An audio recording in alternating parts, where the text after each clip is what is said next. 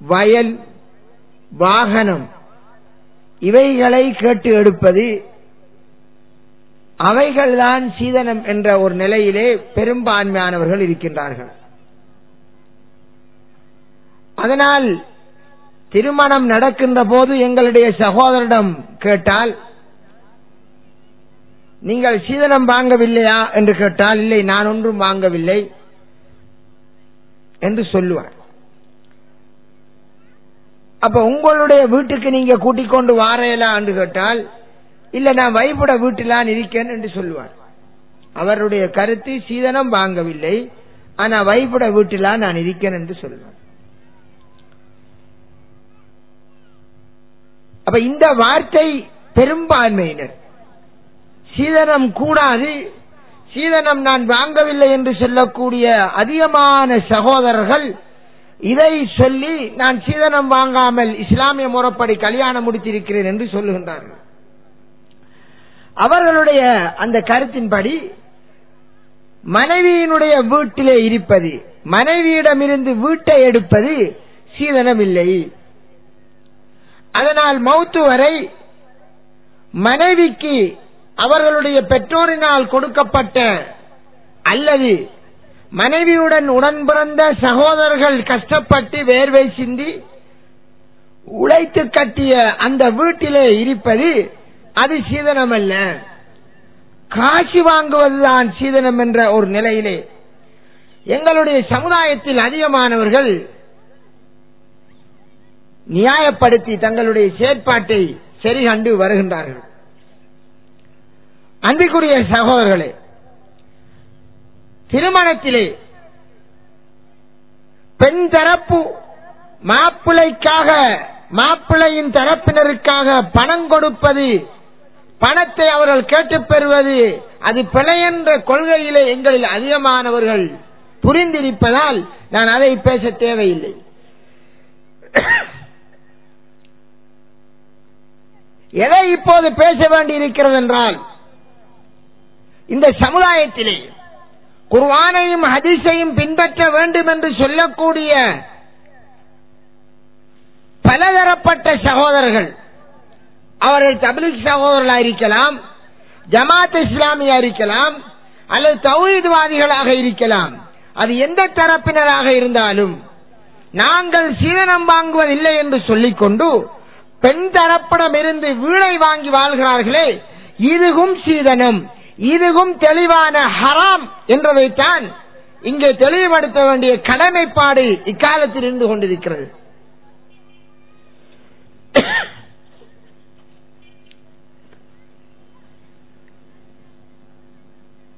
வெளியூர்களிலே, இந்த கிழக்கு மாகாணத்தை தவிர உள்ள ஊர்களிலே, கண்டியோ கொழும்போ குர்நாகலோ மற்றும் உள்ள ஊர்களிலே ஒரு சகோதரர் திருமணம் செய்வார்.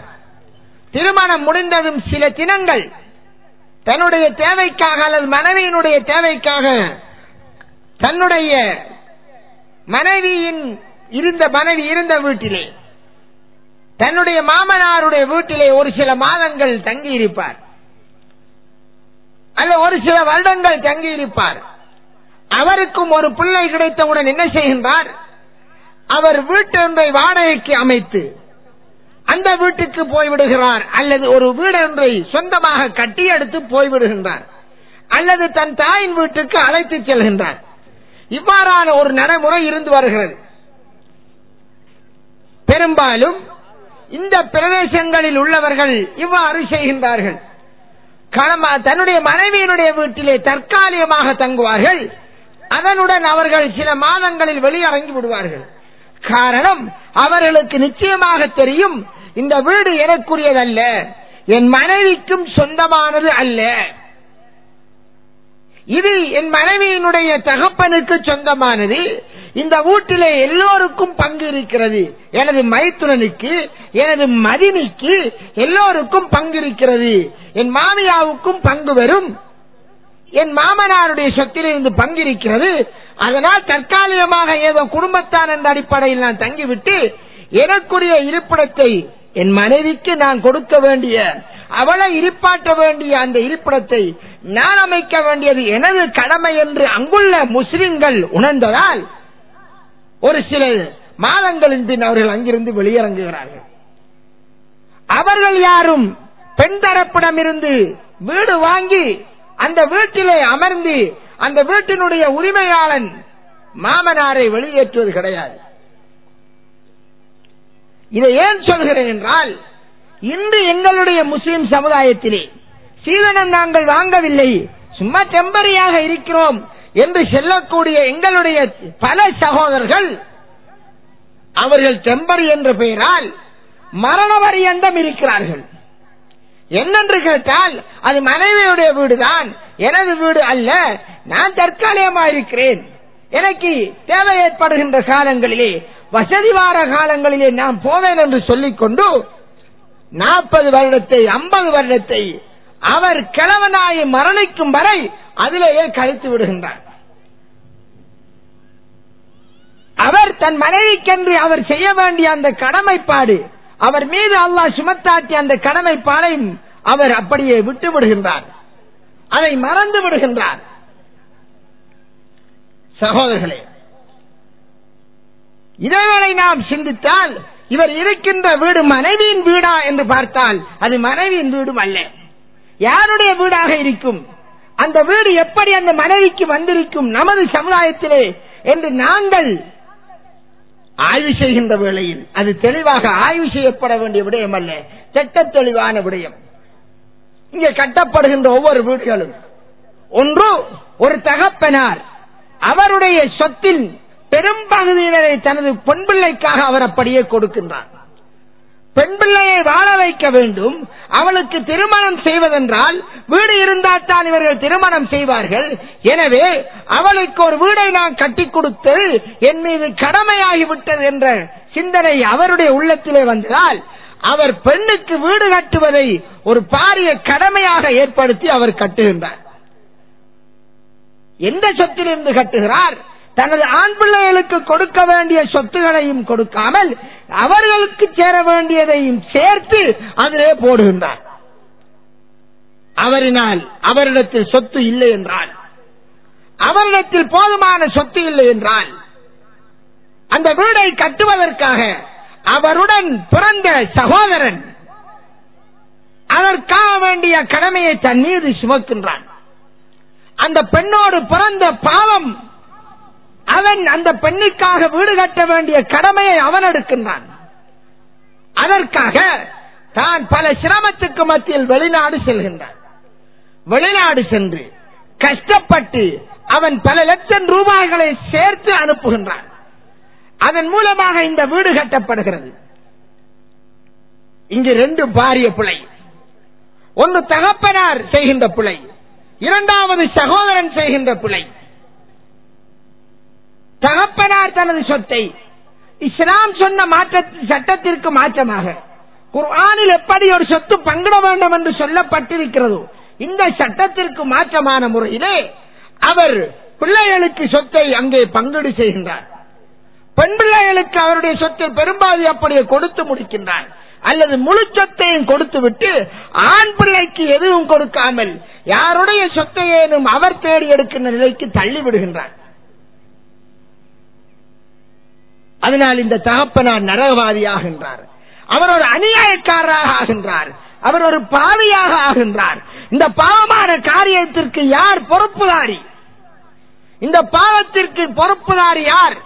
இந்த பாவம் யார் யாரை தாக்கும்? எவரெல்லாம் இதற்கு வகை சொல்ல வேண்டும்? இரண்டாவது, அந்த சகோதரன் அவன் தனக்கு சேர வேண்டிய சொத்துக்களை தங்கைக்காக விட்டுக் கொடுத்தான். விட்டுக் கொடுத்தது மட்டுமில்லாமல் தனக்கென்று தான் உழைத்த சொத்தை மீண்டும் தன் தங்கைக்கு வெளிநாட்டில் இருந்து அனுப்புகின்றான் அல்லது உள்நாட்டில் இருந்து சேர்த்துக் கொடுக்கின்றான். அவனுக்கு எந்த கடமையும் கிடையாது. உடம்பிறந்த சகோதரனுடைய சொத்தில் இருந்து சகோதரிக்கு எந்த சொத்து உரிமையும் கிடையாது. சகோதரியின் சொத்தில், சகோதரனின் சொத்திலே இஸ்லாமிய சட்டப்படி எவ்விதமான உரிமையும் சகோதரிக்கு கிடையாது. இவ்வாறு அல்லாஹ் எந்த சொத்துரிமையும் வழங்காத பட்சத்திலே அந்த சகோதரனுடைய சொத்து, அந்த சகோதரன் இவளுடன் பிறந்தார் என்பதற்காக வேண்டி அவன் உழைக்கின்ற சொத்தை எல்லாம் இந்த பெண்ணுக்கு ஒரு வீடு கட்டுவதற்கு செலவழிக்கிறான். அப்ப அவனுக்கு 2 அநியாயம். ஒன்று, அவனுக்கு பெற்றோரால் சேர வேண்டிய சொத்து கொடுக்கப்படவில்லை. இது அவனுக்கு கிடைக்கப்பட்ட ஒரு பெரிய அநியாயம். இரண்டாவது, அவன் கஷ்டப்பட்டு உழைத்த அந்த சொத்தினை சகோதரிக்கு உரிமை இல்லை. அந்த சொத்து மீண்டும் அவளுக்காக வேண்டி கொடுக்க வேண்டிய ஒரு மத்பந்தமான நிலைக்கு தள்ளப்பட்டான். இதற்கு காரணம் யார்? இவ்வாறான ஒரு அநியாயத்திற்கு பொறுப்புதாரி யார்? இதற்கு வழிவகுத்தவர்கள் யார்? அன்பிற்குரிய சகோதரர்களே, மொத்தத்தில் இந்த ஊடு யாருக்கு உரியது? அந்த பெண்ணுக்குரிய சொத்திலிருந்து கட்டப்படவில்லை. அநியாயமான முறையிலே மைத்துனன்மாருக்கு சேர வேண்டிய சொத்துகளில் இருந்து மாமனார் வீடை கட்டினார். மைத்துனன்மார் அவர்களுடைய சொத்திலிருந்து வீடை கட்டினார்கள். இப்போது மாப்பிள்ளையான நான் என்ன சொல்கிறேன்? என் மனைவியுடைய வீட்டில் டெம்பரரியாக இருக்கிறேன். அன்பிற்குரிய சகோதரனே, மனைவியின் வீட்டில் டெம்பரரியாக இருக்கிறதா அல்லது நீயாக வீடு கட்டுவது உனது கடமையா? வீட்டின் பொறுப்பு யாருடைய பொறுப்பு? இஸ்லாமிய சட்டத்திலே, இஸ்லாம் காட்டி தந்த பெண்ணுரிமையிலே ஒரு பெண்ணை பெற்றவர்களுக்கு பெண்ணை திருமணம் செய்கின்ற விடயத்தில் எவ்விதமான பொறுப்பும் எவ்விதமான பொருளாதார கஷ்டமும் கிடையாது. இதுதான் குர்ஆனும் ஹதீஸும் சொன்னது. ஒரு பெண் வீட்டிலே இருந்தால் அது பரக்கத், 2 பெண் இருந்தால் பரக்கத், 3 பெண்கள் இருந்தால் அந்த வீட்டிற்கு பரக்கத் என்று நினைக்க வேண்டும். அவ்வாறான ஒரு நிலையைத்தான் ரசூலுல்லாஹ் எங்களுக்கு காட்டித் தந்தார்கள். ஆனால் ஒரு பெண் ஒரு வீட்டிலே வந்து விட்டால் அது ஒரு பாரிய சுமை, அது ஒரு முசீபத் என்ற நிலைக்கு நாங்கள் இப்போது வைத்திருக்கிறோம். ஏன்? அவளுக்காக கஷ்டப்பட்டு வீடு கட்ட வேண்டிய நிலை. அதனால் கஷ்டப்பட்டு வீடு கட்டிய அந்த சகோதரன் அவன் தனது சொத்தை எல்லாம் பல லட்சம் ரூபாய்களை, 20 லட்சம் 30 லட்சம் ரூபாய்களை கஷ்டப்பட்டு வெளிநாடுகளில் நின்று கொண்டு ஒவ்வொரு வீட்டிலும் சென்று கார் கழுவி ரோட்டிலே குப்பை அள்ளி இவ்வாறு கஷ்டப்பட்டு உழைக்கின்ற சொத்துகள், டிரைவர் வேலை பார்த்து அந்த ஊரில் நம்ம சொந்த ஊரில் அந்த வேலை பார்க்க மாட்டார்கள். நாய்க்கில்லாத மரியாதை, நாய்க்குரிய மரியாதை கூட அங்கே மனிதனுக்கு கொடுக்கப்படாத நிலையில் எத்தனையோ சகோதரர்கள் அங்கே கேவலப்படுத்தப்படுகிறார்கள். இந்த நிலையிலே கஷ்டப்பட்டு அவர்கள் உழைத்த காசை அவர்கள் அனுபவிக்க முடியாமல் அவர்கள் இங்கே வீடு கட்டுவதற்கு செலவழித்து விடுகிறார்கள். அதனால் தனது சொத்து பிழையான முறையிலே தன்னை விட்டு அபாரிக்கப்பட்டனால் அவன் தன் வாழ்க்கைக்காக வேறு யாருடைய சொத்தையும் அபகரிக்க வேண்டிய நிலைக்கு அவன் தள்ளப்படுகிறான்.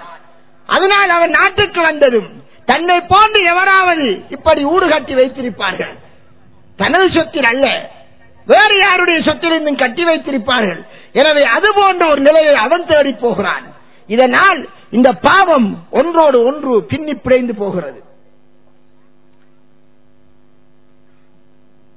ரசூலுல்லாஹி ஸல்லல்லாஹு அலைஹி வஸல்லம் சொன்னார்கள், ஆதத்துடைய மகன் அலைஹிஸ்ஸலாம் அதுல யார் முதலாவது கொலை செய்தாரோ, கொலை வழக்கை தன் சகோதரரை கொலை செய்து கொலை செய்கின்ற கலாச்சாரத்தை உருவாக்கினாரோ அவருக்கு கியாம நாள் வரையும் யார் யாரெல்லாம் கொலை செய்யக்கூடியவர்களாக இருப்பார்களோ அவர்களை போன்றது ஒரு பங்கு போய் சேரும். ஏனென்றால் கொலை செய்கின்ற வழக்கை, அந்த வழிமுறையை சமுதாயத்தில் நடைமுறைப்படுத்தி காட்டியவர் சகோதரர்களே. அதனால் இங்கே மைத்துனன் தான் திருமணம் செய்திருந்து ஒரு மனைவியினுடைய வீட்டிலே நான் வாழ்கிறேன், அவளுடைய வீடு அல்ல, பிழையான முறையிலே அவளுக்கு கொடுக்கப்பட்ட வீடு. நான் எனது கடமையை மறந்ததால், என் கடமை என்ன? எனக்குரிய வீடை, நான் என் மனைவியை குடியிருப்பாட்ட வேண்டிய வீடை நான் கட்ட வேண்டும். நான் எனக்கு சொந்தமானதிலே அது வாடகை வீடாக இருக்கட்டும் அல்லது சொந்த வீடாக இருக்கட்டும், எனது இடத்திலே மனைவியை வாழ வைக்க வேண்டும் என்ற கடமை அல் குர்ஆனின் மூலமாக எங்களுக்கு சொல்லப்பட்டது. இஸ்லாத்திற்கு வந்தவர்கள் குர்ஆனையும் சுன்னாவையும் பின்பற்றுவோம் என்று சொன்ன நாங்கள் இந்த கட்டளையை மறந்து விடுகிறோம். எத்தனையோ தௌஹீத் பேசுகின்றவர்கள், சிறு சிறு விடயங்களுக்காக சண்டை பிடிப்பவர்கள் என்ற எத்தனையோ அமைப்பில் உள்ளவர்கள் அல்லாஹ்வினால் தெளிவாக சொல்லப்பட்ட இந்த விடயத்தை மறந்து விடுகிறார்கள். சமூக நீரோட்டத்திலே சமூகம் பிழையான வழக்கிலே போகிறது என்ற நிலையில் இந்த சமுதாயத்திலே நாங்கள் எப்படி இதற்கு மாற்றமாக நடப்பது, எப்படி இஸ்லாமிய இந்த அமைப்பை உருவாக்குவது சாத்தியமாகாது இக்காலத்தில் என்று சொல்லிக்கொண்டு சமூக நீரோட்டத்திலே போய்கொண்டிருக்கிறார்கள். அதனால் நாம் சொல்கிறோம், குர்ஆன் ஹதீஸ் உங்களுக்கு என்ன சொல்கிறது? அது எந்த அமைப்பை சேர்ந்தவராக இருந்தாலும் தான். இன்று இருக்கிறார்கள் தப்லீக் சகோதரர்கள், அவர் என்ன சொல்வார்கள்? இந்த அமைப்பு ஏன் உருவாக்கப்பட்டது? நபிகளுடைய காலத்தில் இஸ்லாம் எந்த அமைப்பில் இருந்ததோ அவ்வாறான ஒரு நிலையை உருவாக்குவதற்காகத்தான் நாங்கள் பாடுபடுகிறோம் என்று சொல்வார்கள். நபிகளுடைய காலத்தில் இஸ்லாம் எந்த நிலை இருந்ததோ, எந்த சந்தர்ப்பத்தில் எப்படி வாழ வேண்டும் என்பதை ரசூலுல்லாஹ் காட்டினார்களோ அப்படியான முறையை அறிந்து செயல்படுவதற்கு தான் இந்த ஜமாத் என்று அவர்கள் சொல்வார்கள். அவ்வாறு செல்லக்கூடிய அந்த சகோதரர்களும் அல்லாஹ்வினுடைய ரசூலுல்லாஹ்வினுடைய வழிகாட்டலை, சஹாபாக்கள் நடந்த நடைமுறை வழிகாட்டலை இந்த விடயத்தில் 100% புறக்கணித்து அல்லாஹ்வுக்கும் ரசூலுக்கும் மாறு செய்து நரக வழியிலே போய்கொண்டிருக்கிறார்கள். ஒரு இஸ்லாமிய ஆட்சி வேண்டும், இஸ்லாமிய தீர்ப்பு வேண்டும், அல்லாஹ்வுடைய சட்டத்தின்படிதான் நாம் வாழ வேண்டும். இறைவனுடைய சட்டம், இறைவனுக்கு மட்டும்தான் அதிகாரம் செலுத்துகின்ற உரிமை இருக்கிறது. எனவே இறை சட்டத்திற்கு மாற்றமான சட்டங்கள் ஒழிக்கப்பட வேண்டும் என்று சொல்லக்கூடிய ஜமாத் இஸ்லாமி சகோதரர்கள், இஹ்வான் இயக்கத்தைச் சேர்ந்த சகோதரர்கள் இந்த விடயத்திலே அதனை முழுமையாக நடைமுறைப்படுத்துவதை விட்டும் அவர்கள் பராமுகமாகிவிட்டார்கள். அதனால் அவர்களிலே உள்ள எத்தனையோ சகோதரர்கள் தனது மச்சினர்மாருக்கு சேர வேண்டிய சொத்தில் கட்டப்பட்ட வீட்டிலே வாழ்ந்து கொண்டிருக்கிறார்கள், பிழையான முறையிலே வந்த சொத்திலே வாழ்ந்து கொண்டிருக்கிறார்கள். அல்லாஹ்வுடைய சட்டம், குர்ஆனுடைய தீர்ப்பு சொல்லுகிறது, உலகத்திலே ஆட்சியை நிறுவ வேண்டும் என்று ஆசைப்படக்கூடியவர்கள், இஸ்லாமிய சட்டத்தை நிறுவ வேண்டும், சமுதாயத்திலே நிலைநாட்ட வேண்டும் என்று சொல்லுகிறவர்கள் தங்கள் உளம்பிலே, தங்களுடைய வாழ்க்கையிலே அந்த இஸ்லாமிய சட்டத்தை, இறைவனுடைய தீர்ப்பை நடைமுறைப்படுத்துவதை மறந்து விட்டார்கள். ஆனால் என்ன நடக்கிறது? இன்று என்ன நடந்து கொண்டிருக்கிறது? அதன் விளைவு அநியாயமான முறையிலே பல்லாயிரக்கணக்கான குமரிகள் கற்புறக்கின்ற நிலைக்கு வெளிநாட்டுகளுக்கு அனுப்பப்படுகிறார்கள். இதற்கு காரணம் யார்? சமுதாய சீர்திருத்தத்தை செய்ய வேண்டிய மதகுருமார்கள் உட்பட சமுதாய சீர்திருத்தத்தின்படி, சமுதாய சீர்திருத்தத்திற்கு அழைக்கக்கூடியவர்கள் அதை மறந்து நடப்பது.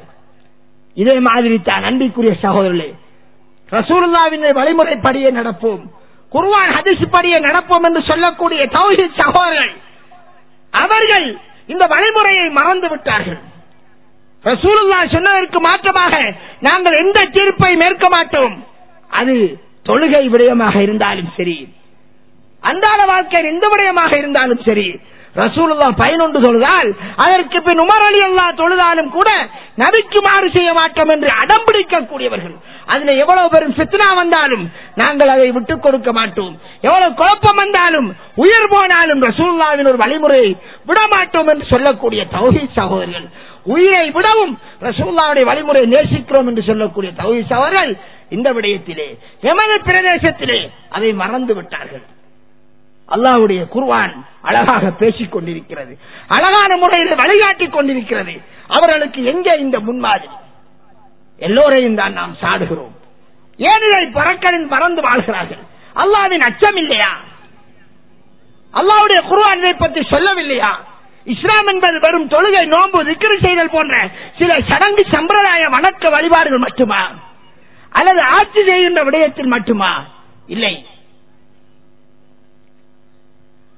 இதை சொன்னால் சில சகோதரர்கள், சில மௌலைமார்கள் தாங்கள் அல்லாஹ்வுடைய சட்டத்துக்கு மாற்றமாக தாங்கள் இருக்கின்ற அந்த நிலையை நிலைப்படுத்துவதற்காக சில பிழையான ஆதாரங்களை கொண்டு வருகிறார்கள். அல்லாஹ் தஆலா என்ன சொல்கிறான்? ரசூலுல்லாஹ் என்ன சொன்னார்கள்? குர்ஆனிலே அல்லாஹ் ஆணை நோக்கி சொல்கிறான், உங்களிலே யார் திருமணம் முடிப்பதற்கான வசதி வாய்ப்பை பெறவில்லையோ அவருக்கு அல்லாஹ் திருமணத்துக்கான வசதி வாய்ப்பை தரும் வரை அவர் தன்னை கட்டுப்படுத்திக் கொண்டு உத்தமமாக இருந்து கொள்ளட்டும். சூரத்து நூறிலே அல்லாஹ் சொல்கிறான்.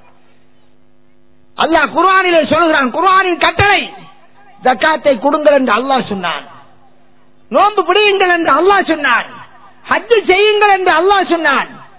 ஹஜ் செய்யுங்கள் என்று அல்லாஹ் சொன்னதால் பல லட்சம் ரூபாய்களை செலவழித்து தனக்கு இருக்கிற சொத்துக்களை விட்டு ஹஜ் செய்கிறோம். ஏன்? அல்லாஹ்வின் கட்டளைக்கு நாம் வழிபட வேண்டும் என்பதற்காக.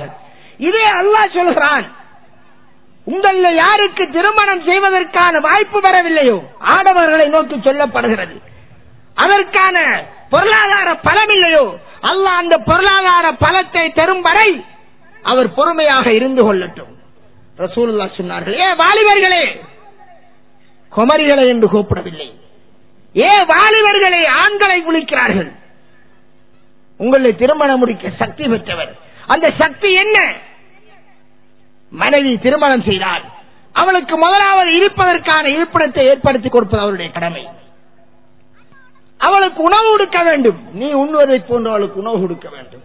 நீ உடுப்பதை போன்று அவளுக்கு உடை கொடுக்க வேண்டும். இது மூன்றும் உனது கடமை. இதற்கான வாய்ப்பை நீ ஏற்படுத்திக் கொள்ள தகுதி பெறவில்லை என்றால் அந்த நோன்பை பிடித்து ஆசை அடக்கிக்கொள். அது உனக்கு உனது ஆசையை கட்டுப்படுத்துவதற்கான வழியாகும் என்று ஸல்லல்லாஹு அலைஹி வஸல்லம் வழிகாட்டுகிறார்கள். இந்த ஹதீஸ்களை பின்பற்றுவது யார்? ரசூலுல்லாஹ் விரலாட்டினார்கள் என்றால் நாம் விரலாட்டுவோம். தொழுகையிலே அதை யாரையும் பொருட்படுத்த மாட்டோம் என்று நபிகளாரின் ஒரு சுன்னத்து விடயத்தில் வழிகாட்டல் விடயத்தில் விட்டுக் கொடுக்க மாட்டோம் என்று சொல்லக்கூடிய நாங்கள் ஏன் ரசூலுல்லாஹ் சொன்ன சட்டை இல்லாத குர்ஆன் ஹதீஸின் தெளிவாக வழிகாட்டப்பட்ட இந்த விடயத்திலே அல்லாஹ் ரசூல் விடயத்தை நாங்கள் நடைமுறைப்படுத்துகிறோம்? இல்லை. பாவம் ஒன்று நடந்தால் கையால் தடுங்கள் என்று சொல்லப்பட்டது. அதனால் நாங்கள் பாவம் நடந்தால் கையால் தடுப்போம், இல்லை என்றால் அந்த பாவத்திலிருந்து ஒதுங்குவோம் என்று சொல்கிறோம். ரசூலுல்லாஹ் பரலான தொழுகைக்கு பின் கூட்டுத்துவா ஓதவில்லை, ஆனால் நாங்கள் ஓத மாட்டோம், அந்த சபையில இருக்க மாட்டோம் என்று ஒதுங்குகிறோம். அதற்காக எத்தனை பிரச்சனை நடக்கிறது. இவ்வாறு ரசூலுல்லாஹ் செய்யாத விடயத்தை செய்ய மாட்டோம் என்று அடம்பிடிக்கக்கூடிய நாங்கள் பிழையான முறையிலே யாருடைய சொத்திலேயோ கல்யாணம் நடக்கிறது, பிழையான முறையில வீடு வாங்கி கல்யாணம் நடக்கிறது, அவ்வாறான கல்யாணங்களை சென்று நடத்தி வைக்கிறோம். இது என்ன மார்க்கம்? இது என்ன இஸ்லாம்? இது யார் உங்களுக்கு காட்டி தந்தது? அந்த சபையிலே உட்காரக்கூடாது, அந்த சபைகளுக்கு போகக்கூடாது, அதை பரிசேர்க்க வேண்டுமே. காரணம், இவ்வாறான சபைகளிலே நீங்கள் கண்டால் அதிலே உட்காராதீர்கள், ஏனென்றால் நீங்களும் அவர்களை போன்று என்று அல்லாஹ் குர்ஆனிலே தெளிவாக சொல்கிறானே. அல்லாஹ்வுடைய சட்டங்கள் புறக்கணிக்கக்கூடிய சபைகளை நீங்கள் கண்டால் அதில் நீங்கள் உட்காராதீர்கள், ஏனென்றால் நீங்களும் அவர்களை போன்றே என்று அல்லாஹ் சொல்கிறான். இந்த விடயத்திலே குர்ஆனுடைய எத்தனை வசனங்கள் தூக்கி எறியப்படுகிறது, ரசூலுல்லாஹ்வுடைய எத்தனை வழிமுறைகள் தூக்கி எறியப்படுகிறது. ஏன் அதை பார்க்கிறோம்? இல்லை. ரசூலுல்லாஹ் வெறுமனே தொழுகை நோன்பையும் சொல்லித்தர வந்தவர் அல்ல.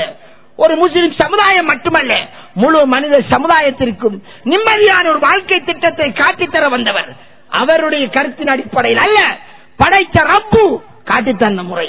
இப்படித்தான் திருமணம் செய்ய வேண்டும். அன்பிற்குரிய சகோதரர்களே, ரசூலுல்லாஹ் திருமணம் செய்தார்கள், சஹாபாக்கள் திருமணம் செய்கிறார்கள்.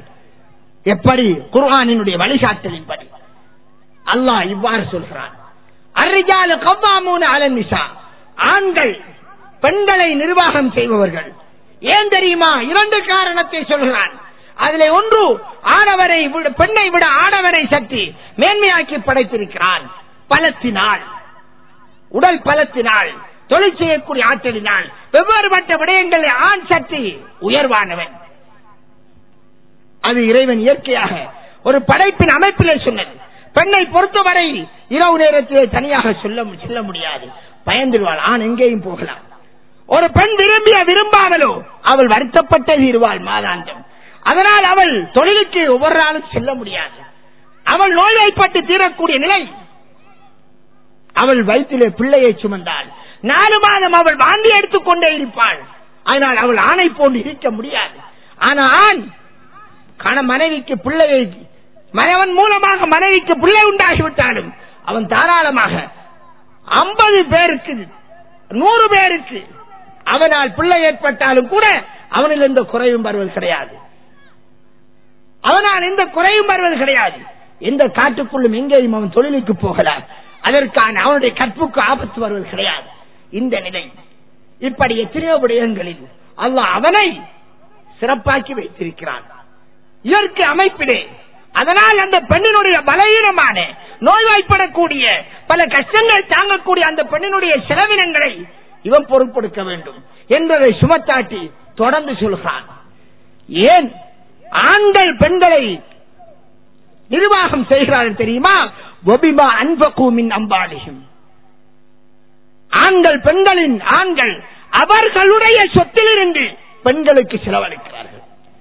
கணவன் அவனுடைய சொத்திலிருந்து மனைவிக்கு செலவழிக்க வேண்டும். இது குர்ஆன் காட்டுகின்ற வழிமுறை. குர்ஆன் காட்டுகின்ற வழிமுறை. இந்த வசனத்தின்படி நம்ம எத்தனை பேர் நடக்குகின்றோம்? எனது மனைவிக்கு அவளுக்கு வீடு, அவளுக்கு கொடுக்க வேண்டிய உணவு உடையெல்லாம் எனது சொத்திலிருந்து போக வேண்டும். அல்லாஹ்வினுடைய வழிகாட்டு. இதுதான் இறைவன் ஏற்படுத்திய இயற்கை நீதி. இந்த இயற்கை நியதியின் படிதான் இந்த உலகத்தில் இருக்கக்கூடிய 600 கோடி மக்களிலே 500 கோடியே 99 லட்சம் பேர் செய்கிறார்கள். 90 லட்சம் பேர் என்று சொல்லலாம்.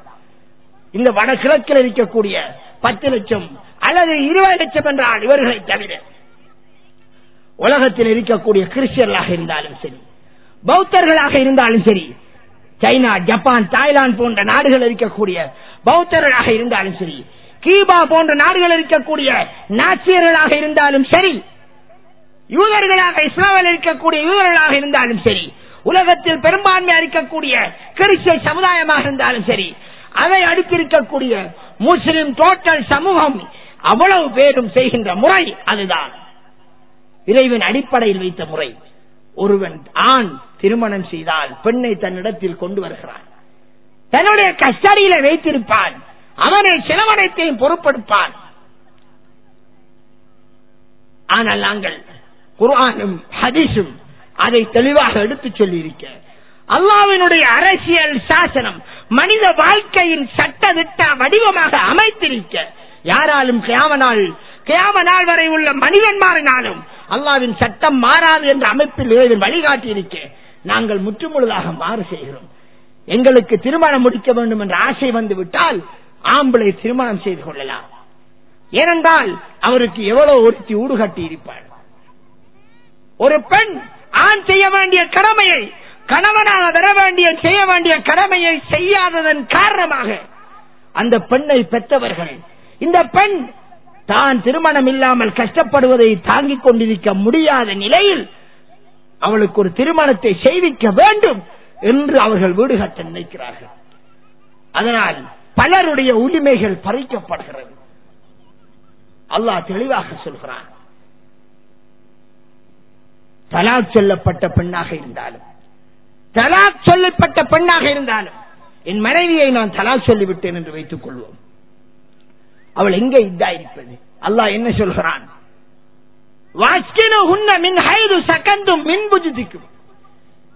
நீங்கள் எங்கே குடியிருந்தீர்களோ அதே உங்களுடைய இடத்திலே, உங்களுடைய சொத்திலே அவளை நீங்கள் இத்தா முடியும் வரை நீங்கள் இருப்பாட்ட வேண்டும். குர்ஆன் தெளிவாக சொல்கின்ற கட்டளை, யாராலும் மாற்ற முடியாது. குர்ஆன் சொல்கிறது, ஒரு பெண் மனைவி என்ற நிலையிலிருந்து முற்றுமுழுதாக வெளியிறங்கும் வரை வீடுக்குரிய பொறுப்பு ஆணின் மீது சுமத்தாட்டப்பட்டது. இந்த குர்ஆன் வசனத்தின்படி நாம் எத்தனை பேர் செயற்பட்டிருக்கிறோம்? ஏன் செயற்படுகிறோம் இல்லை? ஏன் அதை பற்றி சிந்திக்கிறோம் இல்லை? 2% ஜக்காத் கொடுக்காவிட்டால் நரகவாதி ஆகிவிடுவேன் என்று பயந்து நாங்கள் கஷ்டப்பட்டு உழைத்ததிலிருந்து 2% அப்படியே கொடுத்து விடுகிறோம், அல்லது 105 மூடையை கொடுத்து விடுகிறோம். அல்லாஹ் இங்கு தெளிவாக சொல்கிறான். அன்பிற்குரிய சகோதரர்களே, குர்ஆனிலே சொத்தை இவ்வாறு நான் பிரிக்க வேண்டும் என்று அல்லாஹ் சட்டம் வைத்துள்ளான். ஒரு தகப்பன் ஒரு இறந்தவருடைய சொத்திலே அவருடைய பிள்ளைகளிலே ஆண் பிள்ளைக்கு 2 பெண்ணுக்கு சேர வேண்டிய சொத்து கொடுக்கப்பட வேண்டும். இது அல்லாஹ்வின் கட்டளை. எனது சொத்திலே நான் இறந்து விட்டால் என் மனைவிக்கு பங்கிருக்கிறது, என் தகப்பனுக்கு பங்கிருக்கிறது, என் தாய்க்கு பங்கிருக்கிறது. 6 1. நான் 60 லட்சம் ரூபாய் சொத்தோடு நான் இருக்கிறேன். எனது வீடு, எனது காணி எல்லாம் எடுத்து பார்த்தால் 60 லட்சம் என் சொத்திலே. என் தாய்க்கு 10 லட்சம் போயிடும். கொடுக்க வேண்டும் என்பது அல்லாஹ்வின் கட்டளை. சூரத்து நிசா 10, 11, 12 வசனத்தை படியுங்கள். என் தகப்பனுக்கு 10 லட்சம் கொடுக்க வேண்டும், எனக்கு ஒரு ஆண் பிள்ளையும் ஒரு பொம்பிளையும் என்றால், என் மனைவி இருந்தால் அவளுக்கு 8 கொடுக்க வேண்டும். 60 8 கணக்கு பார்த்து அதை கொடுக்க வேண்டும். மிகுதி உள்ள சொத்திலே ஒரு ஆண் பிள்ளைக்கு பெண் 2 பேருக்கு கொடுக்கிற பங்கை போன்று கொடுக்க வேண்டும். சுமார் 20 லட்சத்துக்கு மேற்பட்ட சொத்து ஆண் பிள்ளைக்கு சேரும். இது இறைவன் சொத்து பிரித்த முறை. ஆனால் இந்த சொத்து எங்கே? இந்த முறையில் ஏன் பிரிக்கப்படுவதில்லை? இவ்வாறு பிரிக்கப்படாவிட்டால் பிரிக்காதவர்களுக்கு என்ன தண்டனை தெரியுமா? அல்லாஹ் குர்ஆனிலே தொடர்ச்சியாக சொல்கிறான். அதே வசனத்திலே அல்லாஹ்வினுடைய சட்டம் இவைகள், வரையறைகள் இவைகள். இந்த வரையறைகளை தெரிந்திருந்தும் யார் நடைமுறைப்படுத்தவில்லையோ, இந்த சட்டத்துக்கு மாறு செய்கிறாரோ, யுத்ஹில்ஹு நாரன் காலிதன் ஃபீஹா, அவனை நரகத்திலே நிரந்தரமாக போடுவேன் என்கிறான். அவர் தொழுதாலும் நரகவாதி, நோன்பு பிடித்தாலும் நரகம் போவார், ஜகாத்து கொடுத்தாலும் நரகம் போவார், வருஷா வருஷம் ஹஜ் செய்தாலும் நரகம் போவார். இது குர்ஆனின் வாக்கு. ஏன்? பிறருடைய சொத்தை அபகரித்தவன். அன்பிற்குரிய சகோதரர்களே, யாருக்கோ போக வேண்டிய சொத்துகள் கொடுக்கப்படாமல் இருப்பதற்கு தலையான காரணம் யார்? திருமணம் முடிக்கின்ற மாப்பிள்ளை. இந்த சொத்துகள் சரியான முறையில் பிரிக்கப்படாமல் இருப்பதற்கு காரணம் என்ன? இந்த மாப்பிளமார் வீடு கேட்பது, மாப்பிளையை வைத்து அவருடைய குடும்பத்தினர் வீடு கேட்பது. கைக்கூலியாக 1 லட்சம் கேட்பார்கள், இப்போது 2 லட்சம் 3 லட்சம் கேட்பார்கள். ஒரு நல்ல ஒரு பெரும் பட்டத்தில் உள்ளவர் என்றால் ஒரு 10 லட்சம் கேட்பார்கள். அதை போன்று வீடு 10 மடங்கு, 15 மடங்கு, 20 மடங்கு. ஒரு 20 லட்சம் ரூபாய் வேணும் ஒரு வீடு கட்டுவதற்கு, ஒரு சாதாரண லோ கிளாஸ் வீடு. 20 லட்சம் ரூபாய் எங்கே இருந்து உழைப்பது? 20 லட்சம் ரூபாயிலே என் தங்கைக்கு வீடு கட்டப்படுகிறது, என் தகப்பனார் கட்டுகிறார். அவரிடம் இருந்ததோ 10 லட்சம். அதனால் அவருக்கு போதாது. அதனால் என்ன செய்கின்றான்? இருக்கின்ற வீட்டு பகுதிக்கு பக்கத்தில் இருக்கிற நிலத்துண்டை அப்படியே விற்கிறான். அந்த நிலத்துண்டு யாருக்குரியது? எனக்குரியதாயிருக்கும், என் சகோதரனுக்குரியதாயிருக்கும். அதை கேட்பதில்லை. மகனை உனக்கு சேர வேண்டியதையும் நான் எடுக்கலாமா என்று கேட்பதில்லை. மாபெரிய குற்றத்தை அந்த தகப்பன் செய்கின்றான், அந்த தாய் செய்கின்றாள். அதை அப்படியே விற்கின்றார்கள், விற்று அதையும் அப்படியே போட்டு செலவழிக்கிறார்கள். எனக்கு சேர வேண்டிய சொத்து அங்கே இன்னொரு வடிவத்திலே மாறுகின்றது. இவ்வாறு அநியாயமான முறையிலே உரிமை பறிக்கப்படுவதற்கு யார் காரணம்? அந்த வீட்டுக்குள்ளே எவன் ஒருவன் மாப்பிளையா வரப்போகிறானே, வந்தவன் பின் அவன் காரணம். வருவதற்கு முன் சமுதாயத்தில் யாரெல்லாம் சீதனம் வாங்கி கொண்டிருக்கிறார்களோ, அதை எதிர்க்காமல் குரல் கொடுக்காமல் அதிலே மௌனியாக இருக்கிறார்களோ, இந்த வீடு வாங்குகின்ற கலாச்சாரத்திற்கு முன்னுதாரணமாக இருக்கிறார்களோ, அவர்கள் ஒவ்வொருவரும் காரணம். மௌலவிமார்கள் முக்கியமான காரணம். அவர்களுக்கு அல்லாஹ் தஆலா அவர்களை சும்மா விட மாட்டார். ஏனென்றால் அவர்கள் ஒன்றை செய்யும் போது மற்றவர்கள் முன்மாதிரியாக நினைப்பார்கள், இது அனுமதி என்று நினைக்கின்றார்கள். அவ்வாறு இந்த சொத்து அப்படியே பறிச்சு கொடுக்கப்படுகிறது. சகோதரனாக நான் இருந்தால் அப்படியே பறிச்சு கொடுக்கப்படுகிறது. இல்லையா? அவருக்கு சொத்து இல்லை என்றால் தகப்பனுக்கு சொத்து இல்லை. இருக்கிற ஒரு குடிசை வீடு இருக்கிறது, ஆனால் வீடு கட்ட வேண்டும். இருக்கிற வீடை விட்டால் இருக்க இடம் இல்லை. என்ன செய்கிறார்கள்? அந்த பிள்ளை இதுவரை மொக்காடு போட்டுக்கொண்டு வீட்டிலே மறைந்திருந்தால் அவளை வாழ வைப்பதற்காக ஆண் மாப்பிள்ளையாக வரக்கூடிய அந்த மாப்பிள்ளை அவன் கட்ட வேண்டிய வீடை அவன் கட்டாததால் நான் எப்படி கட்டுவது? 25 வயது வரை நான் படித்துக் கொண்டிருந்தால் நான் எங்கே இருந்து உழைப்பதென்று கேட்டுக்கொண்டிருக்கிறானே அவன். அல்லது நான் ஆசிரியராக இருந்தால் ஆசிரியர் சம்பளத்திலிருந்து எப்படி கட்டுவது? 15,000 எதற்கு போதும் என்று கேட்கிறானே. இவ்வாறானவன் யாரை கட்ட வைக்கிறான்? ஒரு கொமராக கற்பத்தோடு வீட்டில் மறைந்திருந்தார்களே அந்த பெண்களை வெளிநாட்டுக்கு அனுப்பி, நீ கஷ்டப்பட்டு உன் மானத்தை வித்தேனும், நீ கற்பழிக்கப்பட்டாலும் பரவாயில்லை, நீ போய் வா என்று அவளை இந்த சமூகம் சேர்ந்து தள்ளியதால் அவள் கஷ்டப்பட்டு கட்டுகிறாள். யார் குடியிருக்க? யார் குடியிருக்க? இந்த ஆசிரியர் இந்த மாப்பிள்ளை குடியிருக்க, இது எவ்வளவு பெரிய அநியாயம். இந்த அநியாயத்துக்கு யார் பொறுப்பு? டோட்டல் சமூகம் பொறுப்பு. குரல் கொடுக்காத ஒவ்வொருவரும் பொறுப்பு. அதை ஆமோதித்திருக்கிற ஒவ்வொருவரும் பொறுப்பு. ஆண் பிள்ளை பெண் பிள்ளை, அந்த பெண்ணும் அல்லாஹ்விடத்தில் தண்டனைக்குரியவள். திருமணம் செய்கின்றாலே அந்த பெண்ணும் அவள் அல்லாஹ்வை பயிர வேண்டும். எப்படி ரசூலுல்லாஹ் ஆடவர்களுக்கு சொன்னார்களோ, உன்னிடம் வசதி இல்லை என்றிருந்தால் ஆடவனே நோன்பை பிடித்த ஆசையை கட்டுப்படுத்திக் கொள், அல்லாஹ் உனக்கு சீமாந்தனத்தை தெரும்பரை பொறுமையாக இருந்து கொள் என்று அல்லாஹ்வுடைய தூதர் சொன்னார்களே, அந்த கட்டளைதான் பெண்ணுக்கும் வந்து சேரும்.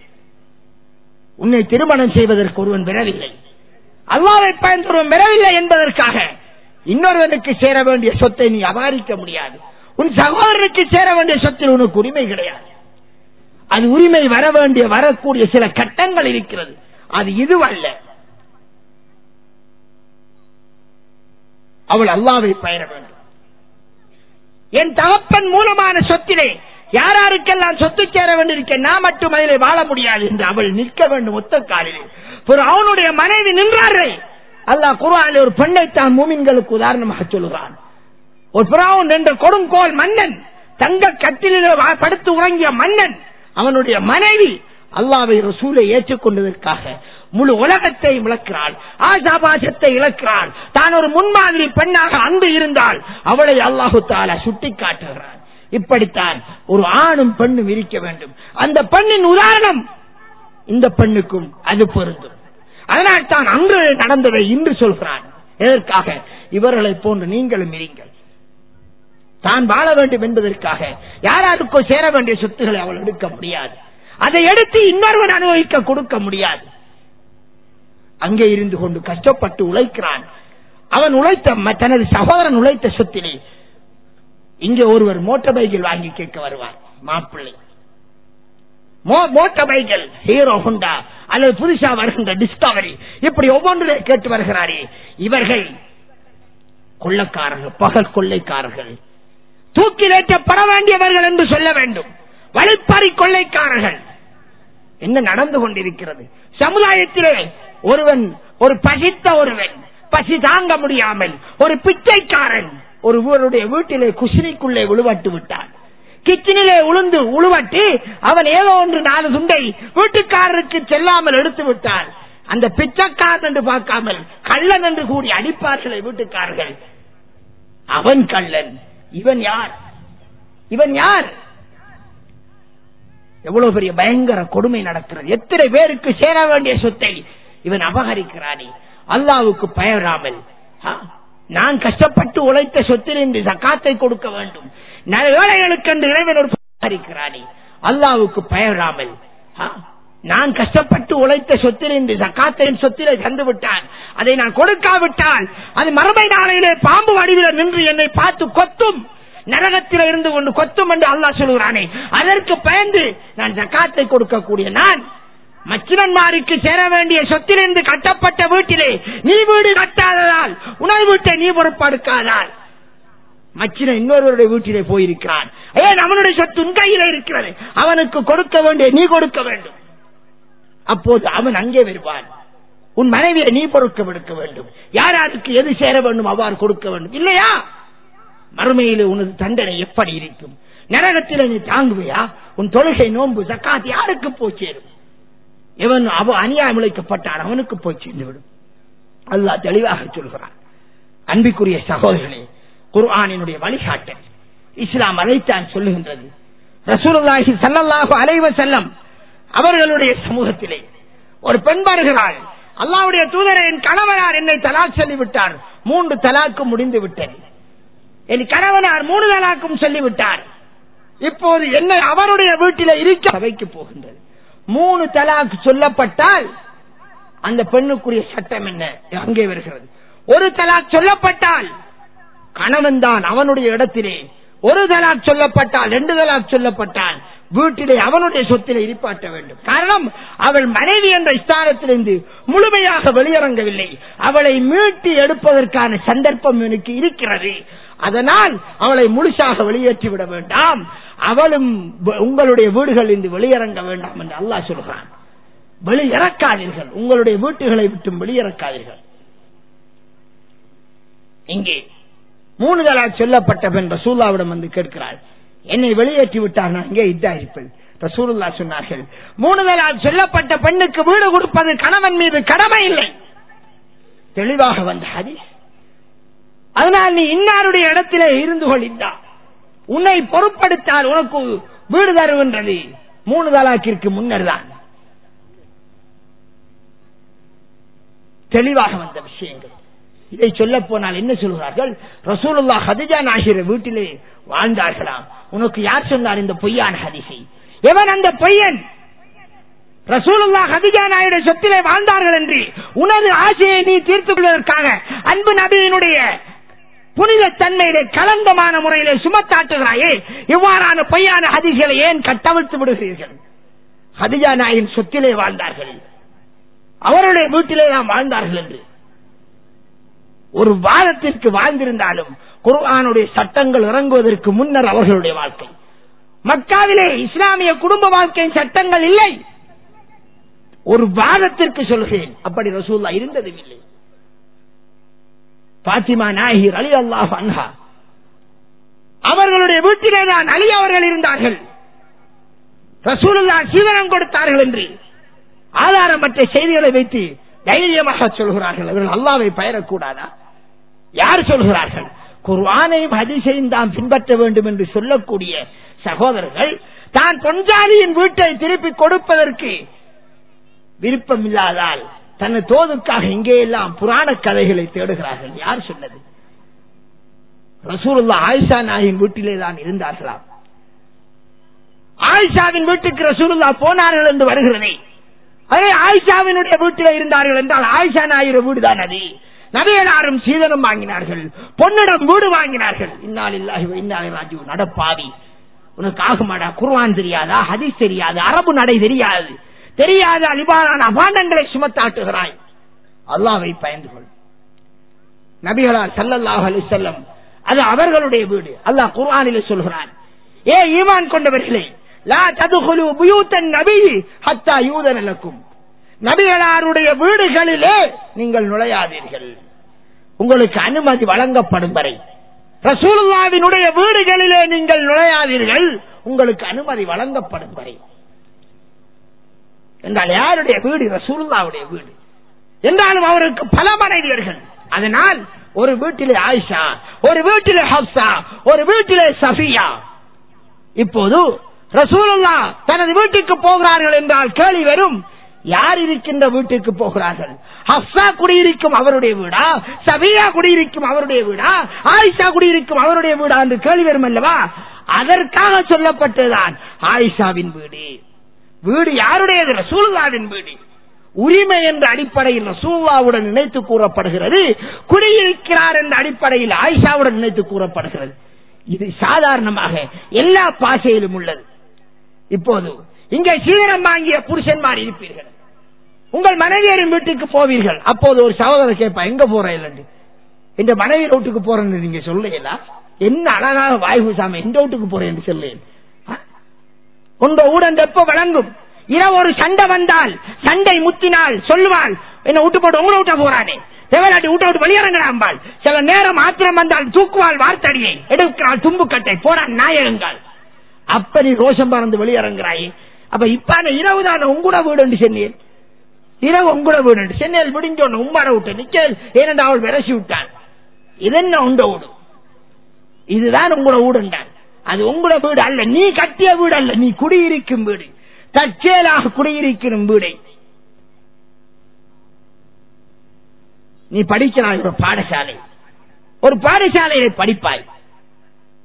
அந்த வேளையில் உள்ள நண்பர் வெளியூரில் இருந்து வருகிறார். அந்த பாடசாலையை கடந்து போகிற போது, இதுதான் எனது பாடசாலை எம்பாய், இதுதான் எனது பாடசாலை என்றால் பாடசாலையின் உறுதி என உண்டவையில் இருக்கார். நீ படிக்கின்ற பாடசாலை இது சாதாரணமாக பேச்சு வழக்கில் உள்ளது. ஒருவர் ஒரு கடையிலே வேலை செய்வார், கடைக்கு 40 பேர் வேலையாக இருப்பார்கள், ஒருவன் பொஸ்ஸாக இருப்பான், கடையின் ஓனர். இந்த வேலையிலே கடையிலே வேலை செய்கின்றவன் அந்த கடையை இதுதான் என்கிற கடை என்று சொல்வான். இதுதான் என்னுடைய கடை என்று சொன்னால் அவனுக்கு உரிமையாகிவிட்டு உறுதி.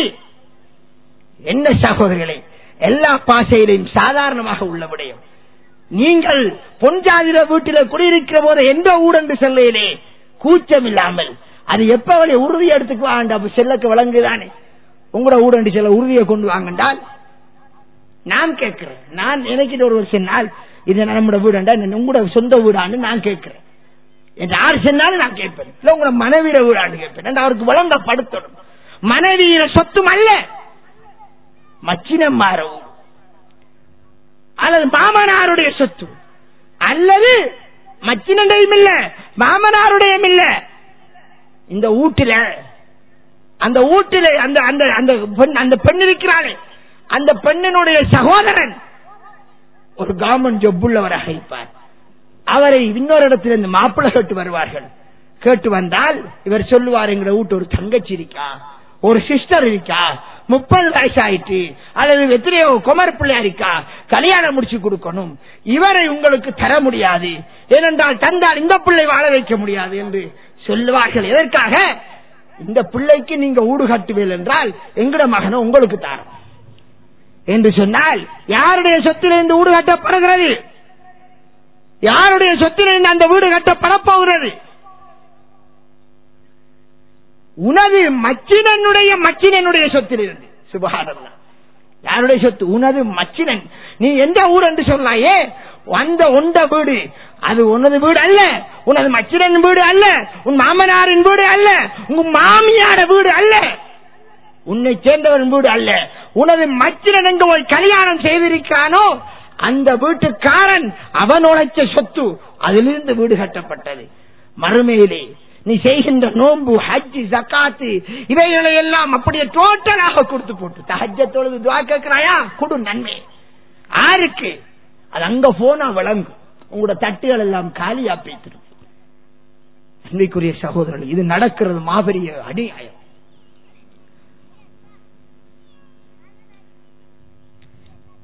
இந்த மாபெரும் அநியாயங்கள் இது ஒரு நெட்வொர்க்காக ஒன்றோடு ஒன்று பின்னியதாக தொடர்ந்து கொண்டு செல்கின்றது. இதற்கெல்லாம் அடிப்படை காரணம் என்ன? 1 லட்சம் ரூபாய் கைக்கூலி வாங்குவது அல்ல, அது சின்ன விடயம்.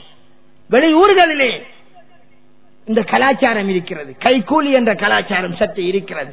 அவர்கள் சொல்வார்கள், எங்களது பிள்ளையை நாங்கள் உங்களுடைய வீட்டுக்கு அனுப்பி வைக்கிறோம் என்று சொல்லுகிற போது மாப்பிள்ளை தரப்பிடம் கேட்பார்கள், நீங்கள் எத்தனை பவுன் நகை போடுவீர்கள்? இது அவர்கள் வாங்குகின்ற கைக்கூலி.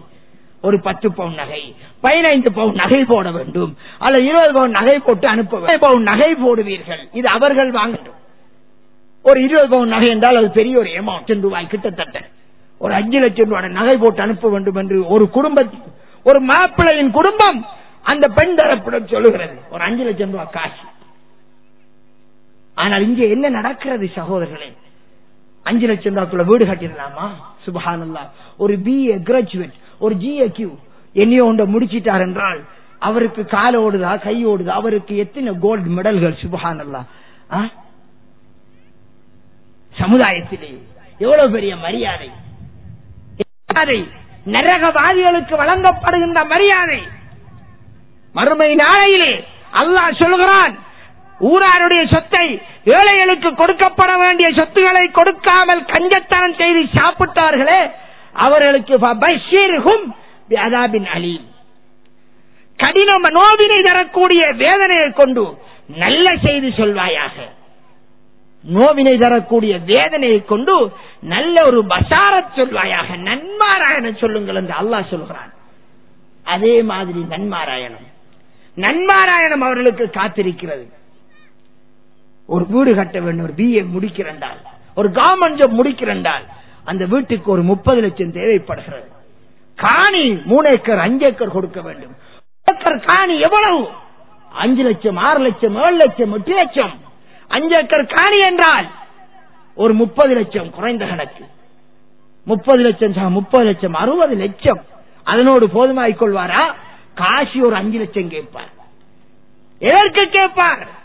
வக்கில்லாத நாய் எதற்கு கேட்கிறான்? வெக்கம் இல்லாமல் தன் பொண்டாட்டிக்கு மகர் கொடுக்க கேட்கிறான், தன் பொஞ்சாதிக்கு ஆடை வாங்க கேட்கிறான். அடே உனது சொத்திலிருந்து நீ ஆடை கொடுக்க வேண்டும். அவர் ஒரு 5 லட்சம் ரூபாய் வாங்கிட்டு இந்தியா குடுப்பு வாங்க போறாரு. நீ இந்தியாவுக்கு ஊராட காசில் வாங்குறதோடு பக்கத்து ஊர்ல இருக்கக்கூடிய ஒரு புடவை கடையில போய் சொந்த காசில் வாங்கி கொடுத்தால் அது அல்லாஹ் இடத்துல எவ்வளவோ பெருமதியா. அதை விட்டு கல்யாணமா இந்தியா கூடுவாங்க போறான். என்ன இந்தியாவுக்கு போறோம்டால் சொந்த காசுலையா? பொஞ்சாயிரம் என்று பறிச்ச காசு. வெக்கக்கேடு, கேவலம். கல்யாணத்தில் ஃபேஷன் முன்னேற்றம். இது ஒரு பெருமையா? கேவலம் இல்லையா? பிச்சைக்கார தன்மை இல்லையா? அறிவறுப்பு இல்லையா? அசிங்கம் இல்லையா?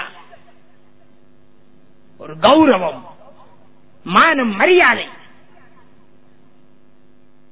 இஸ்லாத்திலே பிச்சை கேட்பதற்கு அனுமதி யாருக்கு? தன் சொத்துக்களை எல்லாம் ஒரு இழந்து விட்டான். வெள்ளம் வந்தது, அழிந்து விட்டது. நெருப்பு ஏற்பட்டது, அழிந்து விட்டது. அனாதையாகி விட்டான். சொத்தெல்லாம் அழிந்து விட்டது. அவனுக்கு ஏற வழி இல்லை. பாப்பா இப்படித்தான் நடந்து விட்டது, எனக்கு உங்களால் தர்மம் செய்யுங்கள் என்று அப்படியாக ஒருவன் கேட்கலாம். அதை விட்டு பிச்சை கேட்கிறார்கள். இவர்கள் பிச்சைக்காரர்கள், கௌரவ பிச்சைக்காரர்கள், மாடர்னைஸ் பிச்சைக்காரர்கள், அறிவறுப்பானவர்கள். ஊராளிடம் கையேந்தி கேட்கிறார்கள். அதற்கும் அப்பால் வழிப்பறை கொள்ளைக்காரர்கள். வழியிலே போகிற போது கொள்ளை அடிக்கிறார்கள். எப்படி தெரியுமா? மாப்பிள்ளை வருவார் அல்லது மாப்பிள்ளை குடும்பத்தார் வருவார்கள். ரோட்டிலே வார போது ஒரு ஊடு ஒன்று உயர்த்தி கட்டப்படுகிறது. பார்ப்பார்கள், ஆஹா என்ன ஊடு, எவ்வளவு பெரிய ஊடு, ஒரு முழு வளவு வர கட்டப்படுகிறது. அப்ப விசாரிப்பார். என்ன விசாரிக்க? வீட்டில் ஆம்பளை பிள்ளைக்கான், அவன் யூனிவர்சிட்டியில படிக்கான் அல்லது காலேஜ் ஆஃப் எஜுகேஷன் படிக்கான் அல்லது எங்கேயாவது கவர்மெண்ட் ஸ்கூல்ல படிச்சுக்கிறான். அப்ப நம்ம வீட்டில் ஆம்பளை பிள்ளைக்கான், அவன் யூனிவர்சிட்டியில படிக்கான் அல்லது காலேஜ் ஆஃப் எஜுகேஷன் படிக்கான் அல்லது குறிப்பாக வாப்பா மாரை விட எங்களுடைய தாய்க்குலம் இருக்கிற நரகத்துக்கு பெரும்பாலும் செல்லக்கூடியவன் ஆண்களை விட பெண்கள் தான் என்று ரசூலுல்லாஹ் சொன்னார்களே.